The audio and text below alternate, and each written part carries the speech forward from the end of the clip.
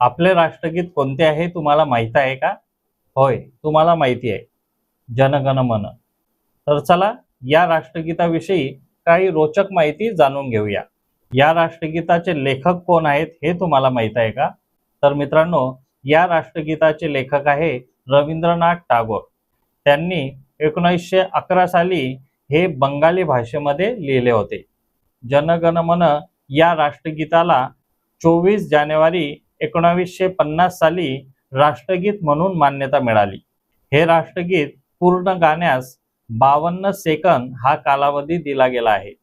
52 सेकंदाच्या खाली किंवा वर जर सेकंद होत असतील तर हे प्रोटोकॉलच्या विरुद्ध आहे. तर आता हे राष्ट्रगीत कधी गावे?